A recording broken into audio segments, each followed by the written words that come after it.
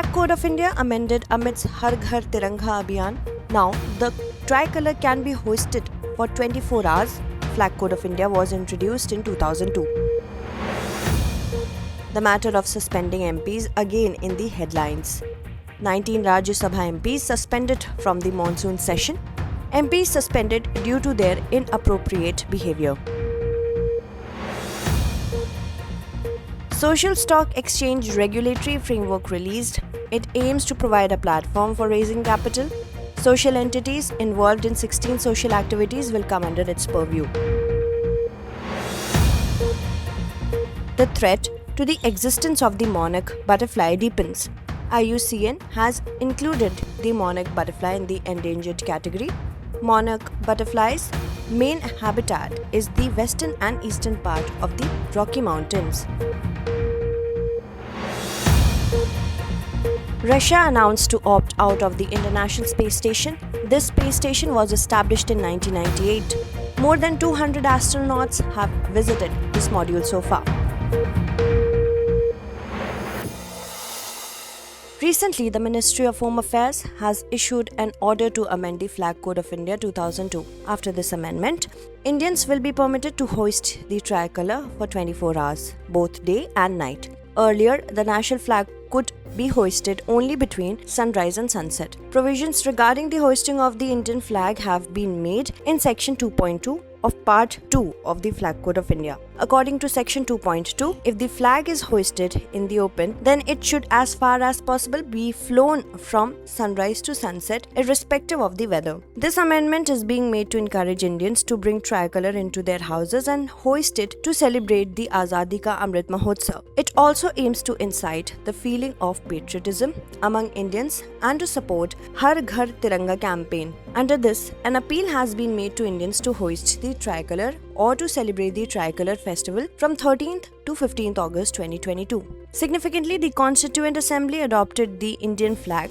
in its present form on July 22, 1947. The hoisting, use, display of the Indian national flag is governed by the Prevention of Insults to National Honour Act 1971 and the Flag Code of India 2002. The Prevention of Insults to National Honour Act prohibits disrespecting all national symbols of India, including the national flag, constitution, national anthem and India map.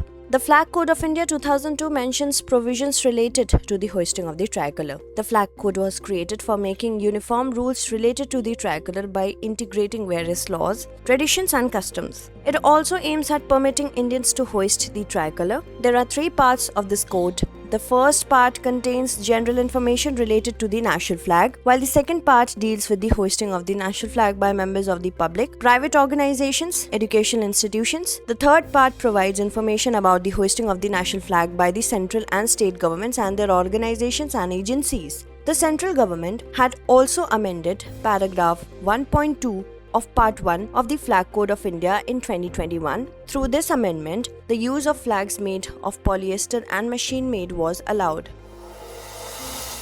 Recently, the Lok Sabha Speaker took action against 4 Congress MPs. Post this, the Rajya Sabha Chairman suspended 19 MPs. Rajya Sabha Chairman and Lok Sabha Speaker have the right to suspend MPs in Rajya Sabha and Lok Sabha respectively. Moreover, Rajya Sabha has set a new record by suspending the maximum number of MPs in a batch. The chairman of the Rajya Sabha has cited the misconduct of the MPs as the reason for the suspension of the MPs. These MPs were protesting against the government in the House regarding inflation and GST. MPs argue that they wanted a proper debate on inflation and GST, which was rejected by the House. It is worth mentioning that at present the monsoon session is going on in both the houses, Rajya Sabha and Lok Sabha. Article 118 of the Constitution of India empowers Lok Sabha and Rajya Sabha for drafting rules for the procedure and conduct of business of the House. Based on Article 118, the Rajya Sabha had drafted the Rajya Sabha Rules in 1964. Rule 255 of the Rajya Sabha Rules of Procedure deals with the suspension of MPs for a day, while Rule 256 empowers the chairman of the Rajya Sabha to suspend MPs for the entire session. If an MP is suspended under Rule 256 of the Rajya Sabha, then he cannot participate in the remaining session of the Rajya Sabha. In addition, the suspended MPs cannot enter the House. they are also deprived of the rights to attend the meetings of the committees and to get answers to the parliament questions. Recently, the Indian Antarctic Bill 2022 was passed by the Lok Sabha. The bill aims to introduce India's own national measures to protect the Antarctica environment and its associated ecosystem. Only international laws apply to the Antarctic region. This bill also extending the jurisdiction of Indian courts to Antarctica. The bill provides that private tours and expeditions to Antarctica may be undertaken only after a permit or written authorization by a member country. A member country is one of the signatories of the Antarctica Treaty of 1959. The bill also proposes establishing the Indian Antarctic Authority under the Ministry of Earth Sciences. This authority will provide a stable, transparent and accountable process for sponsoring and supervising the research and expeditions in Antarctica. Several provisions have been made in this bill to ban certain activities.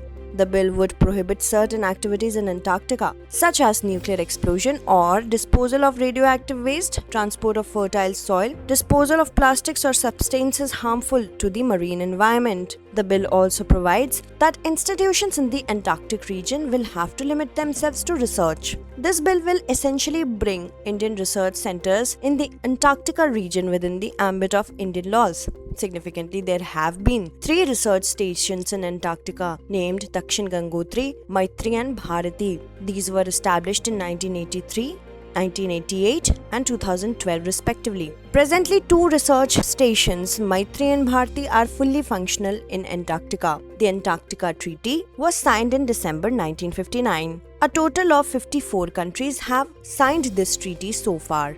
Out of the 54 countries, 29 countries are consultative party with voting rights at the Antarctica Consultative Meeting. 25 countries are non-consultative parties having no right to vote. India signed the Antarctica Treaty on the 19th August 1983 and received the consultative status on the 12th September 1983.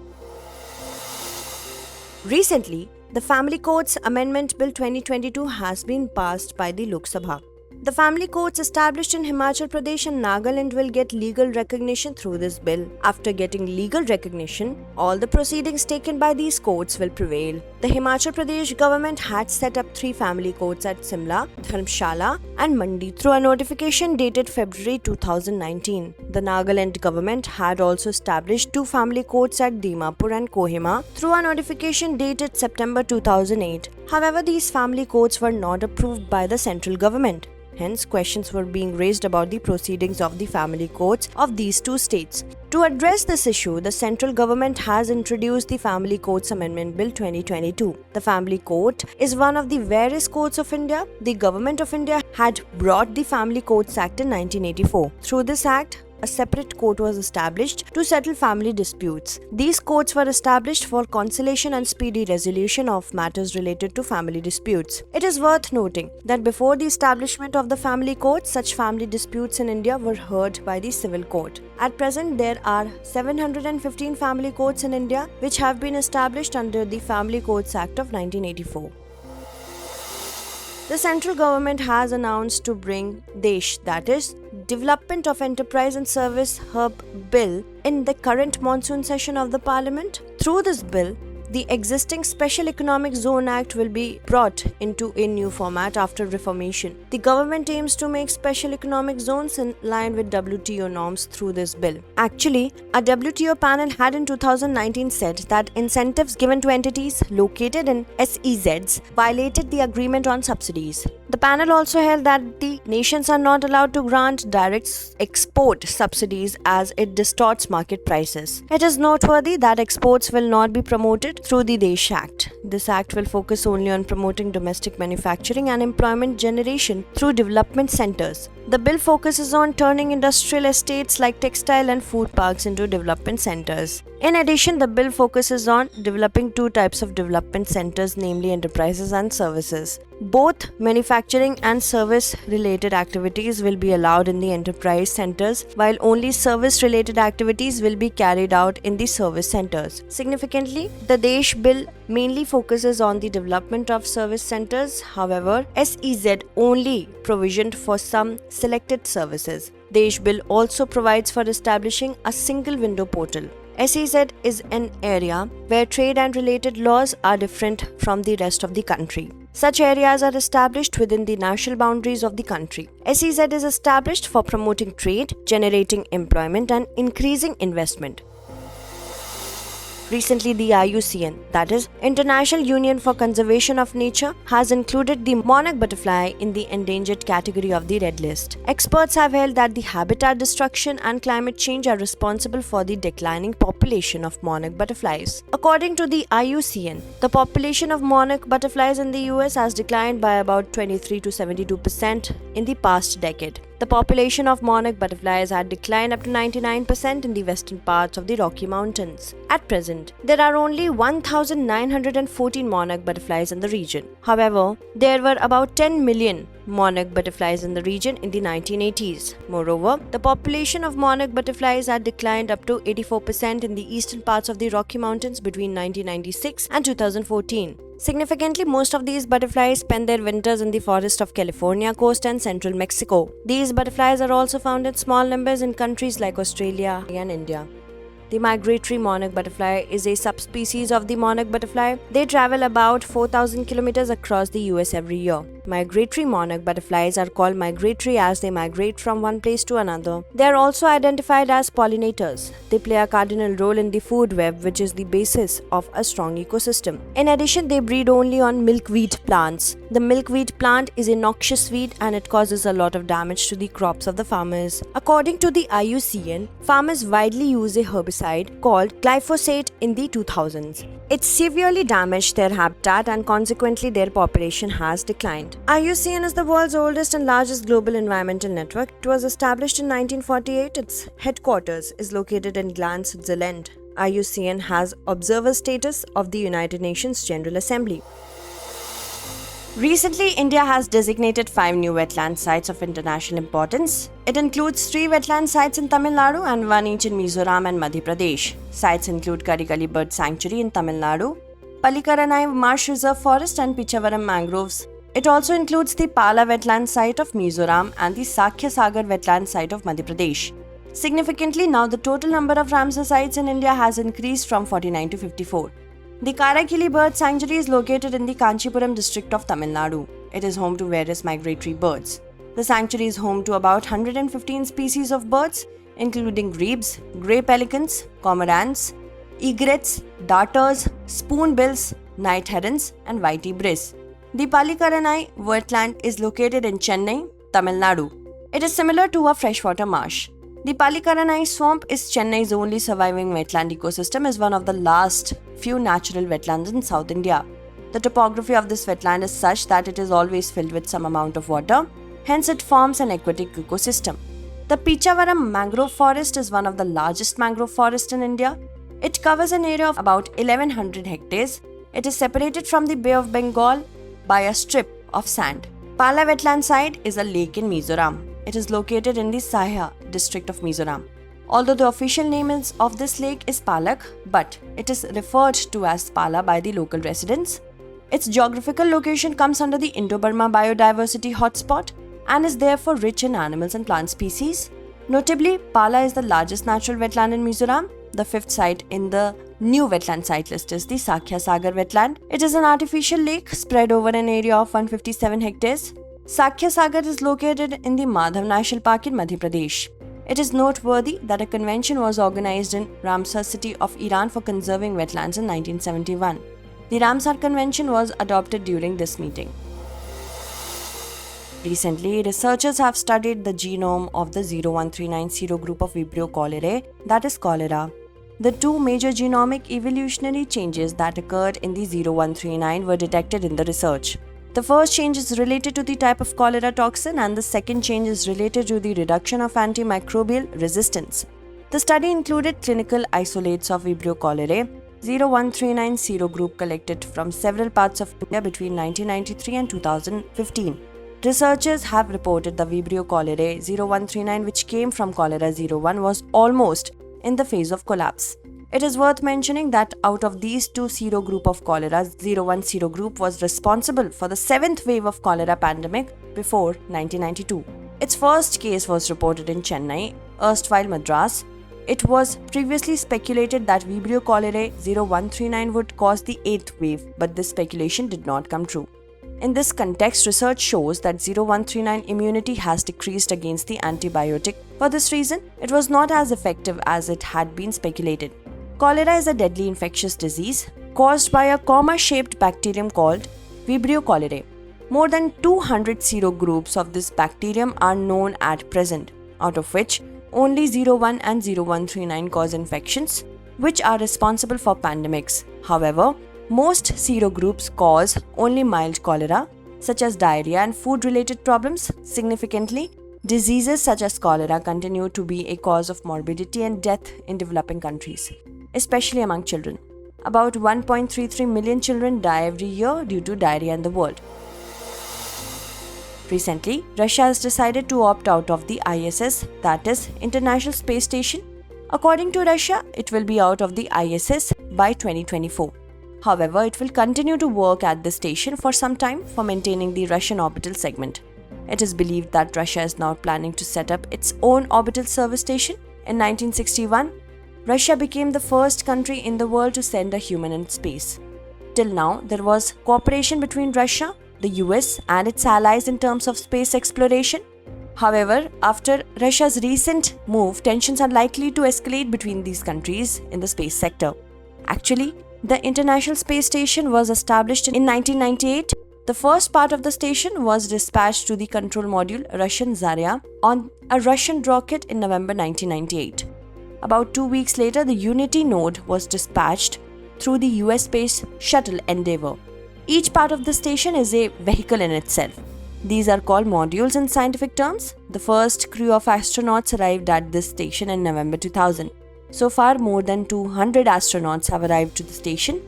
Significantly, the International Space Station is currently the largest modular space station in low Earth orbit. It is a multinational collaborative project involving 5 space agencies, namely NASA, Roscosmos, JAXA, ESA and CSA. Recently, Securities and Exchange Board of India has released the regulatory framework for SSE, that is, Social Stock Exchange. The framework has been prepared based on the recommendations of a technical working group constituted by the SSE regulator. According to the notification, the social stock exchange will be different from the existing stock exchanges. Only social enterprise, non-profit organization and profit-making social enterprises will be able to participate in the social stock exchange. The condition is that the primary goal of these institutions must be social development. Significantly, SEBI has notified 16 social activities, and these institutions are required to be involved in any one of these activities. SEBI has included issues like starvation, poverty, malnutrition, inequality eradication, promoting healthcare under social activities. It also includes supporting education, employment, livelihoods, gender equality, community empowerment, and social enterprises. Corporate foundations, political or religious organizations, trade associations, infrastructure and housing companies have been kept out of the purview of these social activities. However, housing companies that provide affordable housing can be incorporated as social enterprise. According to the notification, eligible NPOs can raise funds through zero coupons, zero principal bonds, and mutual funds. Moreover, profit social enterprise can raise capital by issuing equity shares on the SSE platform or the main board. It is worth mentioning that funds can also be raised for alternative investment funds, including Social Impact Fund, by issuing equity shares. Recently, the central government had designated zero coupons and zero principal bonds as government securities. SEBI has also designated Social Enterprise Fund as Social Impact Fund. The fundraising limit has been reduced from 20 crore rupees to 5 crore rupees through the recently issued notification.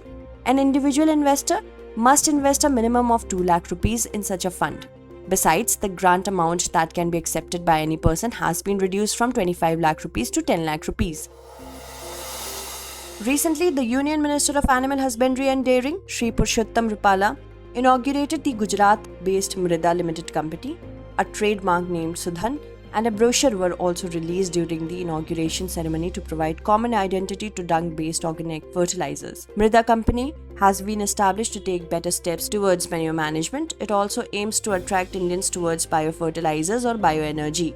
Mrida Limited Company is an unlisted public company wholly owned by NDDB, that is National Dairy Development Board. It has been established by NDDB on 1st of July 2022 under the Companies Act of 2013.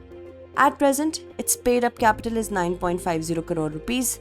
Mrida Limited is the first company which focuses on the efficient use of cow dung by building a manure management value chain. It will aid in increasing the livelihood options of dairy farmers. It will also aid in increasing the savings of the farmers by replacing the cooking fuel with biogas.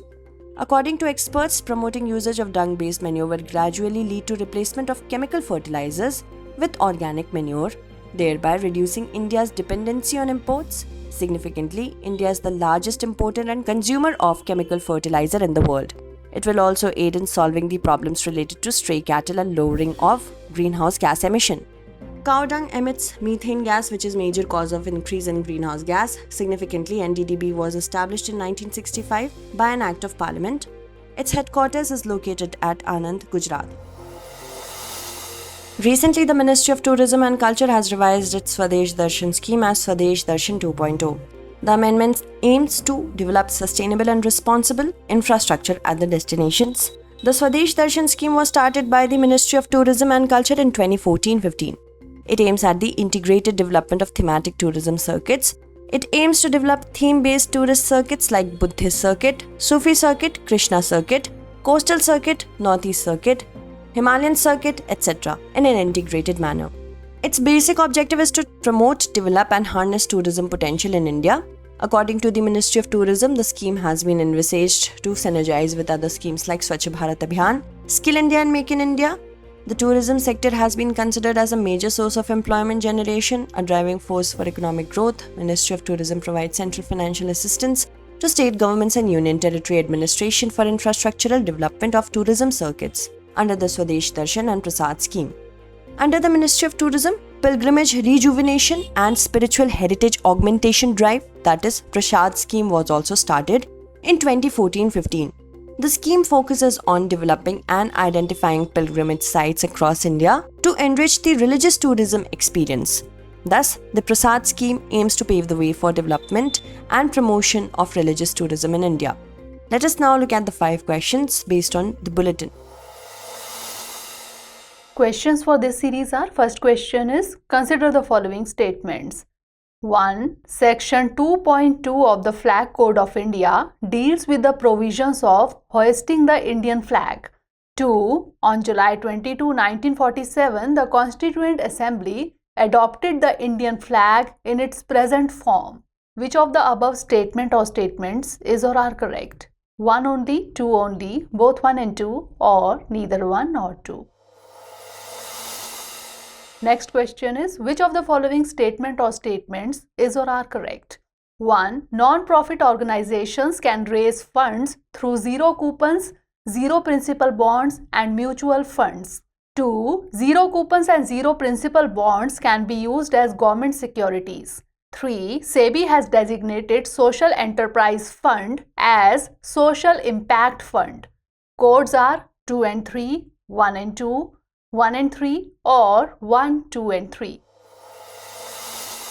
Next question is, consider the following statements with reference to the monarch butterfly. 1. IUCN has included the monarch butterfly in the critically endangered category in the red list. 2. Monarch butterfly reproduces only on the milkweed plant, a harmful weed. Which of the above statement or statements is or are not correct? 1 only, 2 only, both 1 and 2, or neither 1 nor 2. Next question is, recently 5 new sites in India have been recognized as Ramsar sites. These recognized sites include 1. Karikili Bird Sanctuary, 2. Palikarnai Marsh Reserve Forest, 3. Pichavaram Mangroves, 4. Pala Wetlands, 5. Sakya Sagar Wetlands. Codes are 2 and 3, 1 and 2, 1 and 3, or 1, 2, 3, 4 and 5. Last question is, consider the following statements. 1. Swadesh Darshan scheme was launched in 2014 to 15. 2. Prashad scheme was launched in 2014 to 2015. 3. Swadesh Darshan and Prashad schemes are implemented under the Ministry of Tourism and Culture. Which of the above statement or statements is or are not correct? 2 and 3, 3 only, 1 only, or all of the above? Recently, India and Maldives signed an agreement. The agreement is based on judicial cooperation for promoting the potential of IT companies and startups between the two countries. This agreement will not only increase the exchange of knowledge and technology in the judicial field between the two countries, but will also achieve the goals of Neighbourhood First policy. Recently, the Forest Department of Uttarakhand has prepared a 5-year action plan for conserving the mountain weasel, a species of mongoose. It is a monogamous mammal with a thin body and neck and short legs. 4 species of mountain weasels are found in Uttarakhand. Mountain weasels aid in regulating the population of species like rats, pikas in the high Himalayan region naturally by hunting them.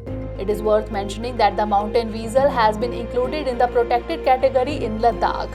Efforts are being made for its conservation in the Hemis National Park, Ladakh. The central government has developed a national awards portal. It aims at bringing all the awards of various ministries, departments, and agencies on a single platform. This portal will ensure transparency and public participation. This portal also facilitates every citizen or organization to nominate individuals or organizations for various awards instituted by the Government of India. Recently, the Union Cabinet has approved the signing of a guarantee for hosting the FIFA Under-17 Women's Football World Cup 2022 in India. Significantly, the FIFA Under-17 Women's World Cup 2022 will be held in India from 11th October 2022 to 30th October 2022. India will be hosting a FIFA tournament for the first time. It will encourage youth in India to participate in sports. It will also help in developing football in India. Recently, Google Map has relaunched Street View in India. At present, this feature will be available in 10 Indian cities like Bangalore, Chennai, Delhi, Mumbai, etc. However, the company has stated that Street View will be rolled out to 50 other Indian cities by the end of 2022. For this purpose, Google Maps has partnered with Tech Mahindra and Genesis International. It is worth noting that Google has introduced a Street View in collaboration with local partners for the first time. Earlier, India had rejected Google's Street View service in 2016 due to security reasons. Recently, the Western Fleet's annual awards ceremony, that is Fleet Evening 2022 or FLING, was organized. It is organized to commemorate the achievements of the SWORD arm of the Indian Navy. This fleet has left its mark as far as the Red Sea, the western shores of the Persian Gulf, etc. The Western Fleet ships have participated in large-scale maritime partnership exercises and several bilateral exercises. Some of the notable exercises include Konkan with the Royal Navy, Varun with the French Navy, etc. Recently, the Union Cabinet approved a project worth 26,316 crore rupees. Under this project, 4G mobile services will be provided in the uncovered villages of remote and inaccessible areas of India. Under this project, villages with 2G or 3G connectivity will be upgraded to 4G connectivity. Significantly, digital inclusion and universal internet connectivity are an integral part of the central government's Antyodaya mission. Recently, NIRD and PR, that is National Institute of Rural Development and Panchayati Raj, has signed an agreement with the University of Reading, UK. This agreement has been made to cooperate in the field of agriculture and rural development in developing countries. It will aid in increasing the knowledge of NIRD and PR and widening its scope. It will also aid in developing an international professional network in the fields of agriculture, nutrition, and rural development for NIRD and PR. Recently, the Ministry of Tourism organized the Incredible India Reconnect 2022 virtual road show. It aims to rediscover old ties and explore new possibilities for the future in the field of Indian tourism. The event showcased the diverse and unique tourism products of India. Actually, it is an attempt to bring the Indian tourism sector back on track. Notably, the Indian tourism sector was badly affected due to the COVID pandemic.